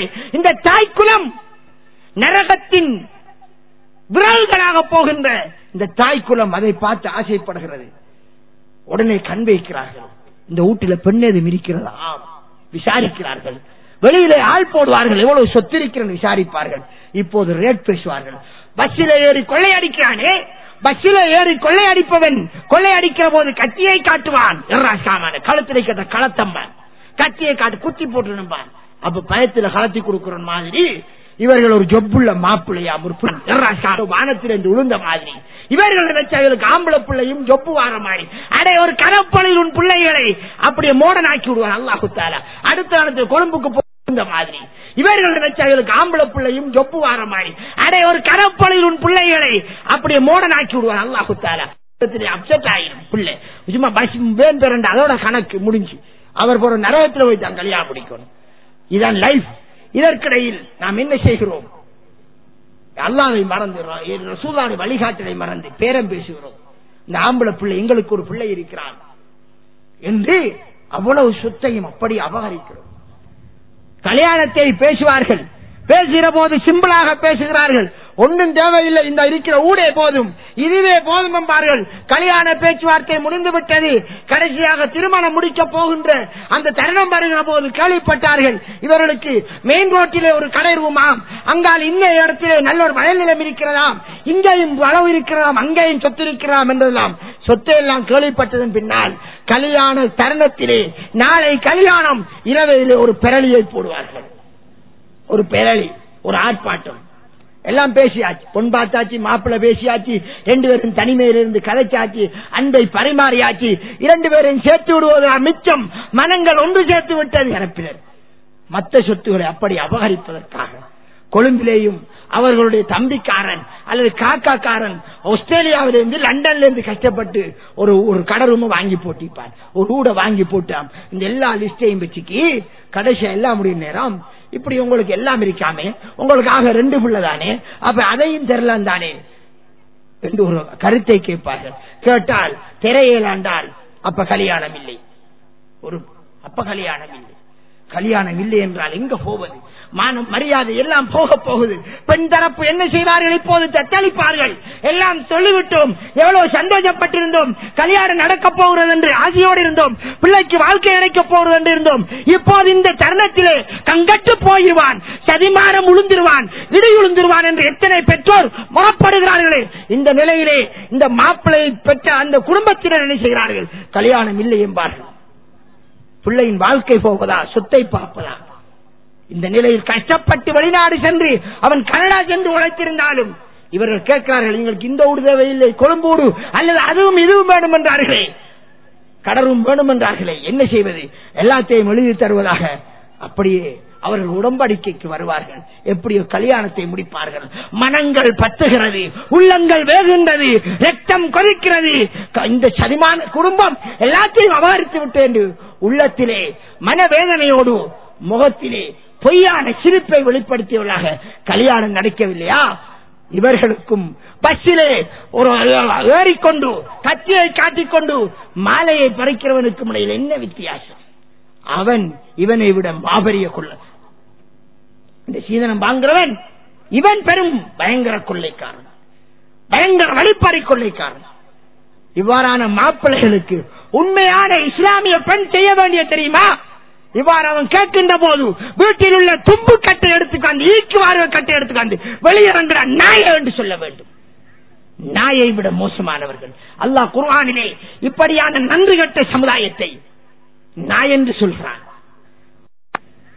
நாயை விட மோசமானவர்கள். அல்லாஹ் குர்ஆனிலே வசனத்திலே நாய் கோப்பிட்டு பேசுகிறான், இன்னொரு வசனத்திலே கழுதை என்று பேசுகிறான்.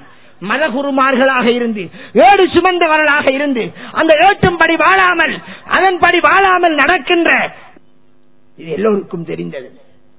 குர்ஆனிலே இன்னும் ஒரு அறிஞர்களை அல்லாஹ் கொடுத்த நியமத்துகளை மறந்து உலகத்தினுடைய பேராசைகளுக்கு ஆசைப்பட்டு இறைவனின் நியமத்தை தூக்கறிந்தார்களே, அவ்வாறான அறிஞரை நாய்க்கு ஒப்பிட்டு பேசுகிறான். அல்லாஹ்வினுடைய நியமத்தை தூக்கறிந்தார்களே, அவ்வாறான அறிஞரை நாய்க்கு ஒப்பிட்டு பேசுகிறான். உலகத்தினுடைய சொத்துக்களை அபகரிக்க வேண்டும் என்பதற்காக, உலகத்து சொத்துக்களை எடுத்துக்கொள்ள வேண்டும் என்பதற்கு ஆசைப்பட்டு இறைவன் ஹராமாக்கியதை தந்திரோபாயங்களின் மூலமாக ஹலாலாக்க நினைத்தார்களே, இவர்களை பன்றி குரங்கு என்று சொல்லவில்லை, பன்றி குரங்காக மாற்றினோம் என்று சொல்கிறான். பன்றி குரங்காக மாற்றினோம் என்கிறான். இதற்கு அப்பால் அழகாக புத்தியை கொடுத்திருந்தோம். அவர்கள் அதை கொண்டு சரியானதை சிந்திக்க மாட்டார்கள். செவிப்புலனை கொடுத்திருந்தோம், நல்லதை கேட்க மாட்டார்கள்.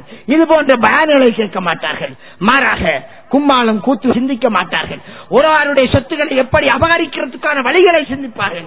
இவ்வாறானவர்களை பற்றி செல்லுகிற போது அவர்கள் ஆடு மாடு ஒட்டகங்களை போன்ற மிருக ஜாதிகள் என்கிறான். இல்லை, அதை விட மோசமான கூட்டம் என்கிறான். இதெல்லாம் இறைவன் சொல்கின்றது, அன்சார் மௌலவி சொல்வது அல்ல. இப்படி படைத்த ரப்பு மிருகங்கள், பன்றி, கழுதை இவைகளுக்கு ஒப்பிட்டு ஏன் சொல்கிறான்? அன்பிற்குரிய சகோதரர், சிந்தித்து பாருங்கள். இந்த அளவுக்கு பயங்கரமான கொள்ளை, எந்த அளவுக்கு உரிமைகள் பறிக்கப்படுகிறது. இவர்கள் சீதனங்கள் வாங்கிவிட்டு நேர்மை பேசுகிறார்கள், சமூக சீர்திருத்தம் பேசுகிறார்கள். யார் சமூக சீர்திருத்தம் செய்வது? சமூக சீர்திருத்தத்தின் முதலாவது சீர்திருத்தம் என்ன? முதலாவது இந்த சீதனத்தை ஒழிக்க வேண்டும். சீதனத்தை ஒழிப்பதன் முதலாவது கட்டம் என்ன? என்ன செய்யப்பட வேண்டும்? ஆண்களே, அல்லாஹ்வை பயந்தவர்களாக நீங்கள் இருந்தால் உங்கள் மீது அல்லாஹ் சுமத்தாட்டிய கடமையான நீங்கள் தான் உங்களுடைய வீடுகளை கட்டுவதென்ற அந்த கடமையை பொறுப்படுங்கள். நீங்கள் குடியிருக்கும் வீடுகள் யார் யாருக்குடைய சொத்துகளினால் கட்டப்பட்டதோ அந்த மற்றவர்களுக்கு சேர்த்து விடுங்கள். எவர்களுக்கு சேர வேண்டும் அவர்களுக்கு சேர்த்து விடுங்கள். நீங்கள் இஸ்லாமிய முறையின் பக்கம் தௌபா செய்து மீண்டு வாருங்கள். படைத்த ரப்பு மன்னிப்பாளன், மன்னிப்பதற்கு காத்திருக்கிறான். இறைவனுடைய செய்தி தெளிவானது, குர்ஆனிலே தெளிவாக வந்திருக்கிறது. இவ்வளவு விளக்கமாக மௌலைமார்கள் பேசுவதற்கு தயாரில்லை. காரணம், அவர்கள் வெளியிறங்க வேண்டிய நிலை. அவர்கள் வெளியிறங்க வேண்டும் என்பதால் அவர்கள் பேசாமல் இருக்கிறார்கள். அதனால் நீங்களும் குற்றவாளிகள், அவர்களும் குற்றவாளிகள்.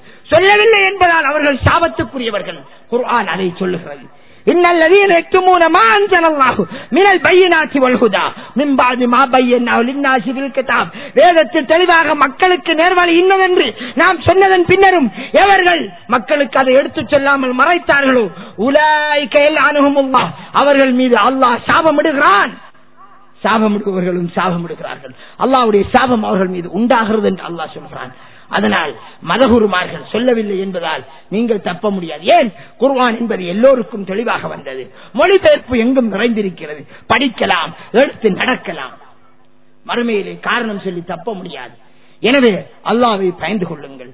நாம் மறுமையை நம்பி இருந்தால் எல்லாமே சாத்தியம். சஹாபாக்கள், இஸ்லாத்துக்கு வந்தவர்கள் மறுமையை நம்பினார்கள், மறுமை உண்மை என்று வழங்கினார்கள். இந்த சொத்து சுகங்கள் எங்களை காப்பாற்ற மாட்டாது. உலகம், இந்த உலகத்தை போன்று 2 உலகம் நிறைய தங்கம் இருந்தாலும் மறுமை நாளையில் இறைவனின் தண்டனையிலிருந்து காப்பாற்ற மாட்டாது என்று நம்பியதால் இஸ்லாம் ஒன்று கிடைக்க வேண்டும் என்பதற்காக சொந்த ஊரை விட்டும் வெளியிறங்கினார்கள். சொந்த ஊரில் விட்டும் வெளியிறங்கித்தான் இஸ்லாத்தின்படி வாழ முடியுமா? வாழ்ந்து கொள். அதனால் ரசூலுல்லாஹ் இங்கே அனுப்புகிறார்கள். அபிசீனியா, ஆசியா கண்டத்திலிருந்து ஆப்பிரிக்கா கண்டத்துக்கு அனுப்புகிறார்கள். அந்த ஆப்பிரிக்கா கண்டம் இன்று கூட வறுமையிலே தான் இருக்கிறது.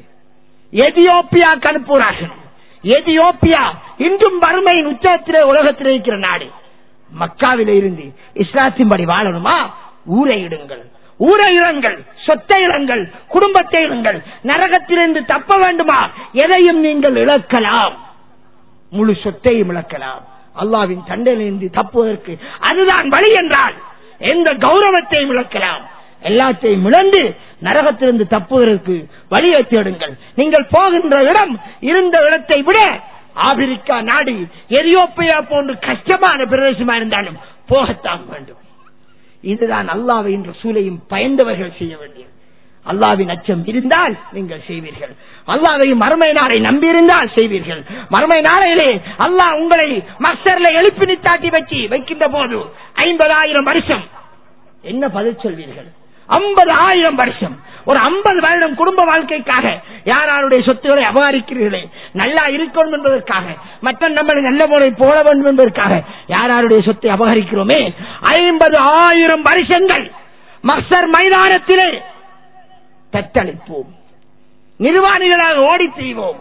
என் மனைவி என்னை கண்டு ஓடுவாள், என் தாய் என்னை கண்டு ஓடுவாள், சகோதரி ஓடுவாள், சகோதரன் ஓடுவான், நண்பன் ஓடுவான். அல்லாஹ்வின் அருள் இருந்தால் தவிர வேறு வழி இல்லை. யாருக்கு அந்த அருள், யாருக்கு அந்த ரஹ்மத்? இறைவன் எவர்களை அந்த அருளைக்குள் அருளினால் சூழ்வான். உலகத்திலே மறுமை நாளையை பயந்து இந்த அந்தஸ்து, பதவி, பட்டங்கள், சொத்துக்களை, தனக்கு உரிமை இல்லாதவைகளை இழந்தார்களே அவர்களுக்கு. எனவே சகோதரர்களே, உலக சௌபாக்கியத்தை கருதி நரகத்தின் தண்டனையை வாங்காதீர்கள், நரகத்தின் தண்டனையை வாங்காதீர்கள். இன்ன அஸாபல்லாஹி ஷதீத், அல்லாஹ்வின் தண்டனை மிகவும் கடினமானது. அவனுடைய தண்டனையிலிருந்து உங்களை, உங்களுடைய சொத்துகள் பாதுகாக்காது. யவத்துல் முஜ்ரிமு, ஒரு பாவம் செய்து இறை சட்டத்துக்கு மாற்றமாக இங்கே நடந்தவன் மறுமை நாளையிலே ஆசைப்படுவான். மஹ்ஷரின் தண்டனையை காணுகிற போது, நரகத்தின் தண்டனையை காணுகிற போது நினைப்பான், என் தாயை கொடுத்து விட்டு எனக்கு பதிலாக இந்த தண்டனையிலிருந்து தப்ப வேண்டும் என்று நினைப்பான். தாயை கொடுத்து விட்டு அது நடக்காது. பிள்ளைகளை கொடுத்து, சொத்துக்களை கொடுத்து, மனைவியை கொடுத்து, கொடுப்பதையெல்லாம் இங்கே கொடுங்கள், இங்கே கொடுங்கள். ஏழையானாலும் பரவாயில்லை, உங்கள் மனைவியர்களுக்கு அதை எடுத்து சொல்லுங்கள். மனைவிக்கு அன்பான முறை எடுத்து சொல்லுங்கள், இது உனக்குரிய சொத்து அல்ல, இன்னார் இன்னாருக்கு சேர வேண்டியது, தவறான முறையில் வந்திருக்கிறது. உன்னோடு நான் விவகார வரை வாழ்ந்திருந்தேன், உன்னை இதுவரையும் காப்பாற்றினேன், ஏதோ உனது நீ தந்த சொத்திலிருந்து அதை உழைச்சி காப்பாற்றேன். இனிமேல் சொத்துக்களை உரியவருடன் சேர்ப்பிப்போம். அறியாமல் நாம் ஒரு பாரிய தவறுகளை ஆகிவிட்டோம். நீ அல்லாஹ்வை பயந்து கொள், என்னோடு நீ வா, உன்னை நான் காப்பாற்றுகிறேன் என்று நீ தைரியப்படுங்கள். அவளை ஈமான்தாரியாக மாற்றுங்கள். அவளுக்கு ஹாஜரா நாயின் வரலாற்றை சொல்லுங்கள். அல்லாஹ்வின் கட்டளை என்று ஒன்று வந்தது, பாலை வனத்திலே கொண்டு போய் அல்லாஹு தஆலா விட சொன்னான். அந்த பெண் உத்தமமான பெண் அதற்கு தயாரானாள். பாலை வனத்திலே, மனித சஞ்சாரம் இல்லாத நிலத்திலே, புட்பூண்டுகள் இல்லாத இடங்களிலே, பறவை பட்சிகள் இல்லாமல் வெறும் அனல் நிறைந்த அந்த இடத்திலே அல்லாஹ்வின் கட்டளைக்காக அந்த பெண்ணை கொண்டு விட்டார்கள். அப்போது அந்த பெண்ணுக்கு ஏன் விடுகிறார் என்று தெரியவில்லை. கேட்கிறார், இது அல்லாஹ்வின் கட்டளையா? அல்லாஹ் அமரக பிஹாதா, அல்லாஹ் உங்களுக்கு இப்படி ஏவினானா? அவர் ஆமென்ற பதிலோடு போனார். அப்ப அந்த பெண் என்ன சொன்னார்? அல்லாஹ்வை பயந்தவள், மறுமையை நம்பினவள், மஹ்ஷர் மைதானத்திலே கேள்வி அடக்கின் போது நான் தப்ப வேண்டும் என்றால் அவள் சொன்னாள் பதில். என்ன பதில் சொன்னாள்? அப்படியா, அல்லாஹ்வின் கட்டளைக்காக என்னை நீங்கள் விடுகிறீர்களா? இந்த பாலைவனத்தில விடுகிறீர்களா? மனித ஜீவன் இல்லாத இடத்துல விடுகிறீர்களா? தண்ணீருக்கு ஒரு சுடர் தண்ணீருக்கும் வழி இல்லாத இடத்துல விடுகிறீர்களா? அல்லாஹ்வுக்காக விட்டால் நான் அல்லாஹ்வை நம்பி இருக்கிறேன். அந்த பெண்ணை சொன்ன பதில் என்ன? அப்படி என்றால் அல்லாஹ் என்னை பாழ்படுத்த மாட்டான், என்னை நாசப்படுத்திட மாட்டான் என்று தவக்கல் வைத்தார்கள். அன்பிற்குரிய குர்ஆன் சுன்னாவை பின்பற்றக்கூடிய சகோதரர்களை, மறுமை நாளை நினையுங்கள். குர்ஆனினுடைய சட்டத்தை பக்கம் திரும்பி பாருங்கள். மனோ இச்சைகளை ஒதுக்குங்கள். அல்லாஹ்வை பயந்து கொள்ளுங்கள். நாம் இப்போது இருக்கக்கூடிய நாம் இந்த நிகழ்ச்சி முடிந்து வீடு போகுமா என்றது உறுதி இல்லை. இதோ இருக்கக்கூடிய அலை இப்படியே கிளம்பி வந்து விட்டால் நாம் யாரும் இல்லை, கனப்பொழுதிலே நாம் அழிந்து விடுவோம். அல்லது இறைவன் இந்த இடத்திலே கீழே உள்ள மலைக்கு கட்டளையிட்டு விட்டால் இரண்டாக பிளந்து விடுவோம். நாம் இல்லை. இதுதான் வாழ்க்கை. அல்லாஹ்விடம் என்ன சொல் செல்ல போகிறோம்?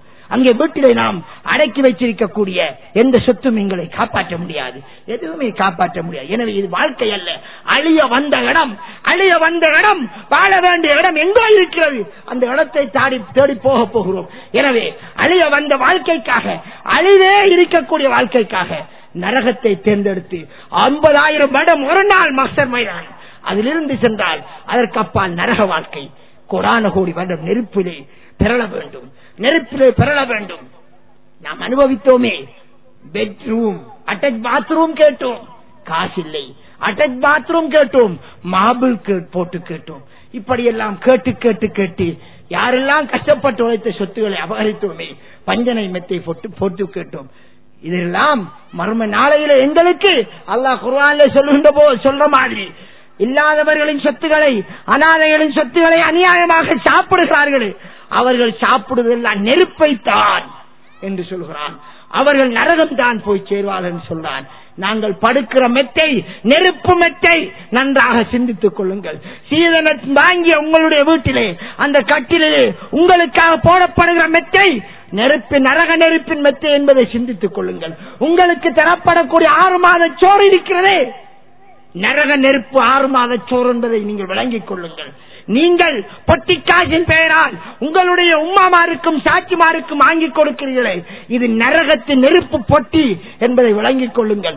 இவ்வாறே நீங்கள் பெண் தரப்பிடமிருந்து எதையெல்லாம் தந்திரோபாயத்தின் மூலமாக மற்றும் நேரடியாக எல்லாம் அபகரிக்கிறீர்களே, நரகத்து சொத்துக்களை உங்கள் மீது நீங்கள் போட்டுக் கொள்கிறீர்கள், உங்களை கொண்டு நரக நெருப்பை மூட்டுகிறீர்கள் என்பதை மனதில் பதிய வைத்து அல்லாஹ்வை பயந்து கொள்ளுங்கள். இந்த மாபெரிய கொடுமையிலிருந்து நீங்களும் விடுபட்டு, சமுதாயம் விடுபட்டு, பெண்கள் ஆண்கள் எல்லோரும் அல்லாஹ்வுக்கு பொருத்தமான முறையில் வாழக்கூடிய ஒரு சமூக சீர்திருத்தமான அமைப்பை உருவாக்குவதற்கு பாடுபடுங்கள். இதை நிறுத்தினால் வட்டி குறையும், வட்டி கொடுக்கல் வாங்கல் குறையும்.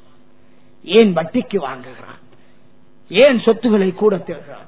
இதை நிறுத்தினால் இன்னொரு அண்ணன் எத்தனையோ சொத்து ரீதியான பாவங்கள் குறையும். மக்கள் ஏமாற்றுவது குறையும். எமது பகுதியிலே சொத்துக்காக எத்தனை ஏமாற்றங்கள், எத்தனை பெரும் பாவங்கள், இறைவனுடைய தண்டனை எங்கள் மீது இறங்குவதற்கு காத்திருக்கக்கூடிய நிலையிலான மாபெரிய பாவங்கள் நிறைந்து இருக்கிறது. எதற்காக?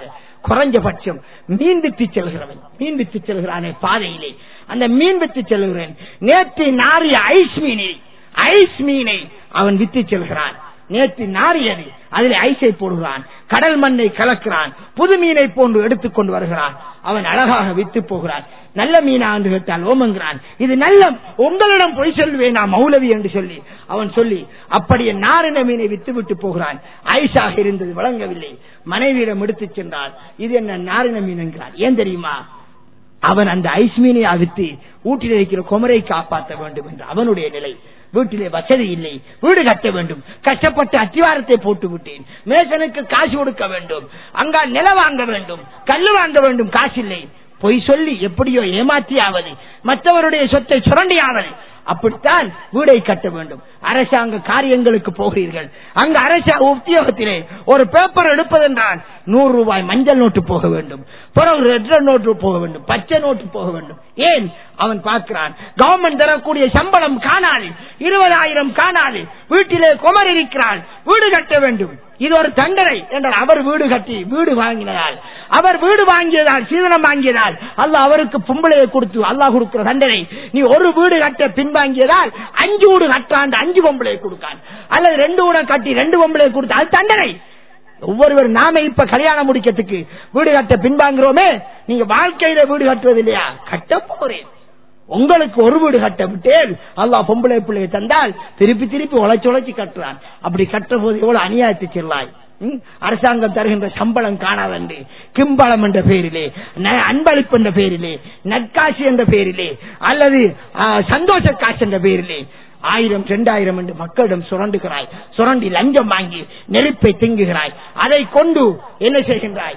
ஊடை கட்டுகிறாய். குமரை பாப்பா எல்லாரும் கள்ளன்கள், ஒபிசியல் கள்ளன்கள், ரோஷமற்றவர்கள், நாணயம் இல்லாதவர்கள், எல்லாரும் கொள்ளக்காரர்களாக மாறிவிட்டார்கள். வட்டிகளால் நிறைந்தவர்கள், லஞ்சத்தால் நிறைந்தவர்கள், சூதால் நிறைந்தவர்கள், ஏமாற்றக்காரர்கள், பித்தலாட்டக்காரர்கள், சதிகாரர்கள், மோசடிகாரர்களாக இந்த முஸ்லிம் சமுதாயம் சீர்கட்டிருப்பதற்கு காரணம் என்ன? சிந்தித்து பாருங்கள். நல்ல முறையில் பகுத்தறிந்தால் சிந்தித்து பாருங்கள். சிந்தனைவாதிகள் படித்தவர் என்று சொல்வோம். யார் படித்தவர்? யார் சிந்தனைவாதி? அரசாங்கம் ஜொப் எடுத்தால் பெரிய படித்தவரா சிந்தனைவாதியா? அடே, கூலி வேலை செய்ய வந்தாலும் எவனுடைய உரிமையை பறிக்க மாட்டேன் என்று மனிதாபிமானத்தோடு நடக்கிறானே அவன் சிந்தனைவாதி. நீ பெரிய டாக்டரா இருக்கிறாய், பெரிய படிச்சிருக்காய், குழல் ஓட்டு பார்க்கிறாய் என்றால் நீ பொண்ணோடைய சொத்தை அபகரித்தால் நீ ஒரு கேவலமான ஒரு சிந்தனையற்ற, மாற்றை விட மோசமான கேவலமான ஒரு படைப்பு. பட்டம் பதவி அல்லாஹ்விடத்தில் பெருமதி இல்லை. சிந்தியுங்கள். இன்றைக்கு எத்தனை கொந்தராத்துகள், பள்ளிவாசல் கட்டப்படுகிறதா அல்லது ஸ்கூல் கட்டப்படுகிறதா, எதை கட்டினாலும் அதிலே மோசடி, ஊழல்கள். ஏன் அந்த ஊழல்கள் செய்தால்தான் ஒரு 10 லட்சத்துக்கு கட்ட வேண்டிய கட்டடத்தை 5 லட்சத்துக்கு கட்டிவிட்டு அந்த 5 லட்சத்தை எடுத்து குமர் காரியத்தை நிறைவேற்றுகிறார். பொதுமக்களுடைய சொத்து அபகரிக்கப்படுகிறது. ஏன் இப்படி அபகரித்தால் தான் வாழலாம், நம்முடைய குமர்களை கரையேற்றலாம், இப்படி அடுக்கிக் கொண்டே போகலாம். இதுக்கெல்லாம் காரணம் இந்த வீடு கட்டுகின்ற கலாச்சாரம் எமது சமுதாயத்திலே முத்தி இருப்பதால் அது இன்னும் பிழையான காரியத்தை ஊக்குவிக்கின்றது. நீங்கள் கேட்கலாம், அப்ப இந்த வீடு கட்டுகிற கலாச்சாரம் இல்லாத ஊர்களிலே இந்த லஞ்ச ஊழல் இல்லையா என்று கேட்கலாம். இருக்கிறது என்றாலும் அல்லாஹ்வை பயந்த சமுதாயமா இருக்க வேண்டிய முஸ்லிம் சமுதாயத்திலே கூடுதலாக இருப்பதற்கு ஒரு காரணம் இந்த சமுதாய சீர்கேடுகள். ஜக்காத்து கொடுங்கள் என்று அல்லாஹ் சொன்னார். கொடு என்றால் எடுக்காது என்ற கருத்து. கொடுக்கின்ற பழக்கத்தை அல்லாஹ் கடமையாக்கி பழக்கினான். கொடுக்கின்ற பழக்கத்தை ஈனம் தர்மமாக கொடுத்து மற்றவர்கள் மீது இறங்கி கொடுக்க பழக்கினான். சதகா கொடுத்து பழகுங்கள் என்று கொடுக்கின்ற பழக்கத்தை தான் முஸ்லிம் சமுதாயத்துக்கு அல்லாஹ் பழக்கினான், எடுக்கின்ற பழக்கத்தை அல்ல. ஆனால் நாங்கள் கொடுப்பதை விட்டுவிட்டு பறிக்கின்ற பழக்கத்தை எடுத்திருக்கிறோம். அல்லாஹ்வை பயந்து கொள்ளுங்கள், சிந்தனையை செலுத்தி பாருங்கள். அல்லாஹ் பேசி எனக்கும் உங்களுக்கும் இதை புரிந்து நடக்க, இதில் எது சரியோ அதன்படி நாங்கள் வாழ்ந்து எங்களை வெளிப்படுத்த, இல்ல ஒரு மாற்றத்தை ஏற்படுத்த, ஒரு சீர்திருத்தத்தை ஏற்படுத்த, நடந்து முடிந்த இந்த நிகழ்ச்சியிலே பின்னணியிலே நீங்கள் பிழை செய்தவர்கள் வீடு சென்றாவது சிந்தித்து தௌபா செய்து அநியாயமாக எடுத்தவர்களை கொடுத்து உங்கள் தொழுகைகளை, நோன்புகளை நீங்கள் காப்பாற்றி உங்களுடைய மீசான் தட்டிலே காப்பாற்றி வைக்க சிந்தியுங்கள். இல்லையா நீங்கள் தொழுத நோன்பு, ஜக்காத், ஹஜ் எல்லாம் எங்கேயோ போய் சேர்ந்து விடும். அல்லாஹ்வை பயந்து கொள்ளுங்கள். மறுமை நாளையில் தப்போதற்கான வழிபாடுகள் செய்து கொள்ளுங்கள் என்று கேட்டு முடித்துக் கொள்கிறேன். வாஹிரு தாவா அல்ஹம்துலில்லாஹ்.